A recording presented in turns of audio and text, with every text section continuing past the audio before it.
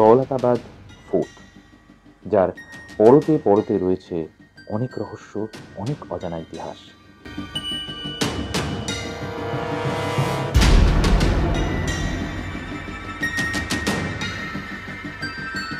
নানা ভাষা, নানা মত, নানা বেশ, নানা পরিধান, নানা ধর্ম বর্ণ মিলিয়ে আমাদের এই ভারতবর্ষ।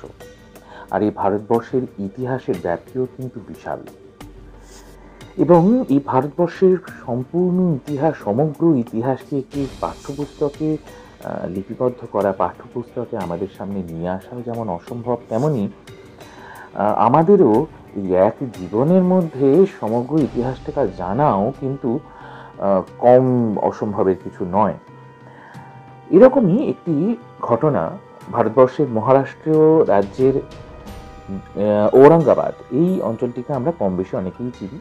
সাঁচি, সারনাথ এর জন্য ভীষণ বিখ্যাত এবং অনেকেই হয়তো গেছি। কিন্তু সেই ঔরঙ্গাবাদের পাশেই যেটা রয়েছে সেটা হচ্ছে দৌলতাবাদ, দৌলত, যার বাংলা অর্থ।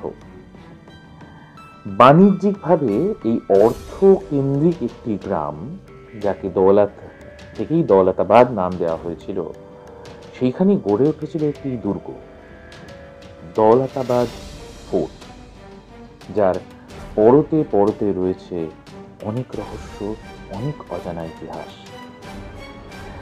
যেটির স্থাপত্য এবং শিল্পকলা আমাদের অনেকেরই অজানা এবং অসম্ভব সুন্দর।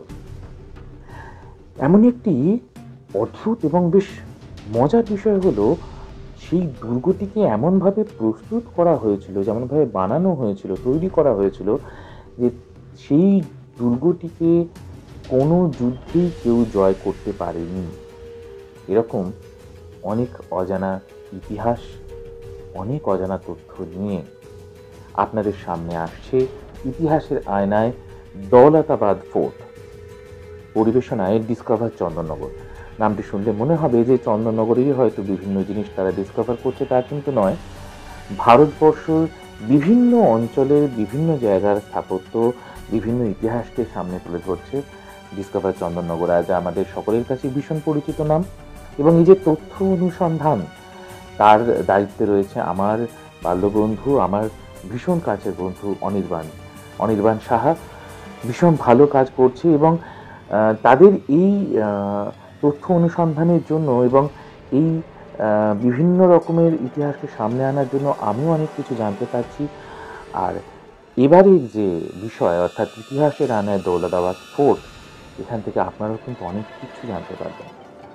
তাই সঙ্গে থাকতে হবে, ডিসকভার চন্দননগরের সঙ্গে থাকতে হবে, এবং আর কিছুদিনের অপেক্ষা, তার মধ্যে আসতে চলেছে ইতিহাসের আয়নায় দৌলতাবাদ ফোর্ট। সঙ্গে থাকবেন, দেখতে থাকবেন ডিসকভার চন্দননগর।